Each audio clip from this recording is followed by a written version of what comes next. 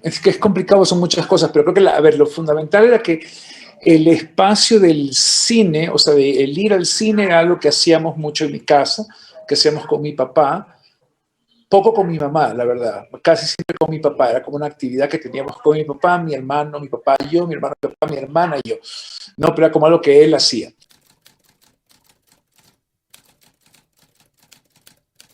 Vi un par de cosas en el cine en ese viaje. Una fue Entrevista con el vampiro de Neil Jordan y otra cosa fue una película que se llama Shallow Grave, que es como la más importante en mi vida. En ese mismo viaje, ese viaje termina como en Nueva York, pasaba unas semanas donde una tía, una hermana de mi padre que vivía en Nueva York, y ahí vi yo Pulp Fiction en el cine. Y eso fue increíblemente intenso y revolucionario para mí. Tenía 17 años exactamente, ¿no? Canciones, historias, ese tipo de personajes mezclado con esta otra película escocesa, con ese recuerdo de la felicidad del cine, como que de repente todo eso se juntó y yo como que volví de ese viaje pensando que me interesaría mucho hacer algo así.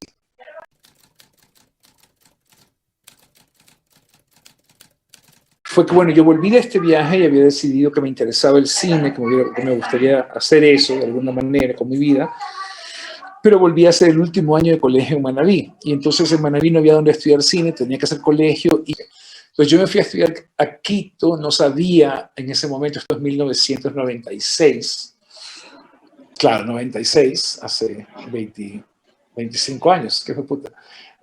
Claro, tenía 17 años, era muy, muy chiquito, entonces me fui de mi casa y me fui a estudiar negocios con la idea de volver a trabajar en negocios, en algo de negocios en Manabí con mi familia.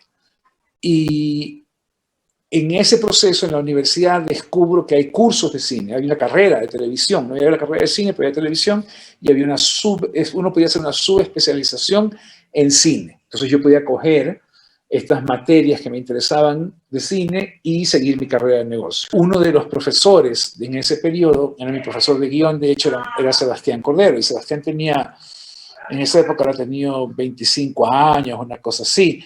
Era muy joven y estaba por hacer Ratas. Entonces, todos de este grupo terminamos trabajando en Ratas de una manera u otra, algunos detrás de cámaras como asistentes de arte, asistentes de gripe, microfonistas, etcétera, y otros actuando.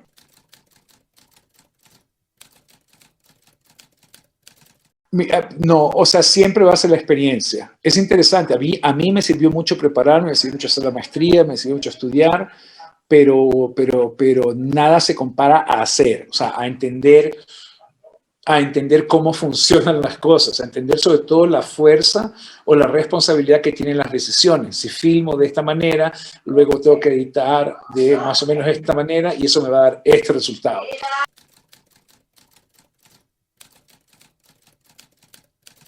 O sea, mi mayor proyecto siempre creo que va a ser lo que estoy haciendo nuevo.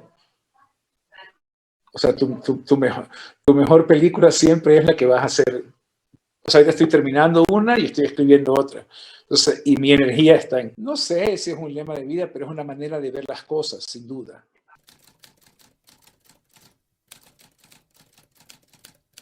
Actualmente es una cosa muy compleja, ¿no? Porque pues la pandemia ha cambiado, evidentemente, ciertos hábitos sobre cómo pasamos nuestro tiempo en espacios comunales, ¿no? Conciertos, obras de teatro, salas de cine, etcétera. Entonces, hasta que no sea como seguro completamente estar en esos espacios, siempre vamos a volver como con cuentagotas, ¿no? Pero entonces hay que preguntarse qué va a pasar con la necesidad de ir a la sala de cine y qué va a pasar con la necesidad de que las películas tengan cierto misterio, cierta experiencia que va más allá de aquello que puede ser explicado, que para mí esa es la diferencia con la televisión.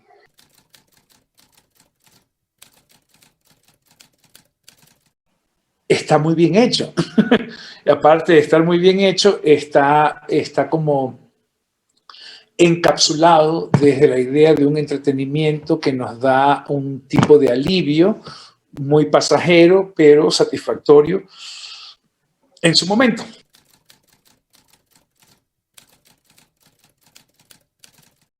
Pienso que el cine ecuatoriano, como toda, primero estás pidiéndome como que engrupe una música, como decirte, la música ecuatoriana, la pintura ecuatoriana.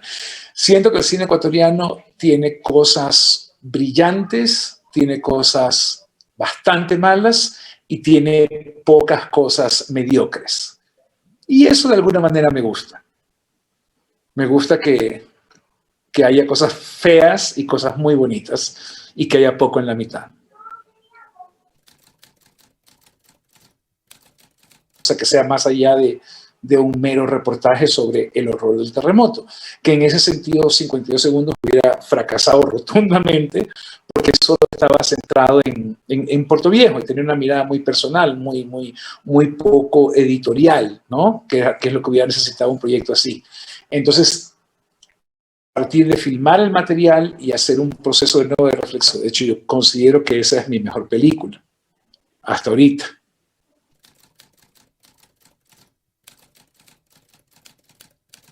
El proceso fue raro porque lo que había pasado era tan grande y así como la ciudad colapsa, que de repente todo es como, o sea, hay un clima de pesar completo, pero a la vez hay un clima de qué bueno que alguien esté filmando y haciendo preguntas sobre lo que pasó. Entonces yo me sentía muy triste, muy impresionado, muy dolido a nivel de lo que pasaba personalmente con mi familia y evidentemente con la ciudad y con la cantidad de muertos y etcétera, pero también me sentía feliz y afortunado de que estaba ahí y que lo podía filmar y de que de alguna manera toda esta ciudad, el centro de Puerto Viejo, pues demolido y qué sé yo, era como un set para mí solo.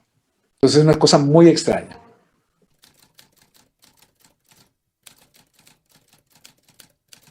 Todo gira alrededor de un personaje que es una mujer de clase alta, que tiene entre 40 y 50 años y que está atravesando una depresión postparto muy severa que la hace cuestionar como todo su entorno. Entonces la película empieza cuando ella regresa de una clínica, de algún tipo de tratamiento, de algún tipo de periodo de relajación donde se ha ido a superar esta depresión postparto, y cuando regresa a su casa, pues lentamente, de alguna manera, comienza a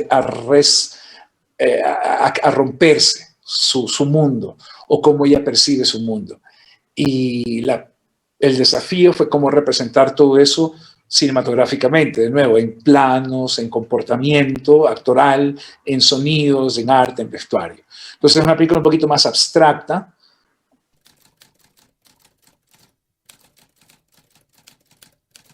Tiene que ver con mi pasado, de nuevo, y con un hecho real, que era un hecho de violencia que había pasado en Puerto Viejo, que era el asesinato por parte de, se decía que era un asesinato, como usted cuentas, de unas traficantes y qué sé yo, en una casa donde vivían tres hermanos varones que habían aparentemente empeñado toda su casa, tenían un problema severo con la base de cocaína, la madre los había dejado, el padre había muerto, tenía una hermana que era como muy guapa, que se había ido. Todo esto eran como leyendas del pueblo y esto había pasado cerca de mi casa.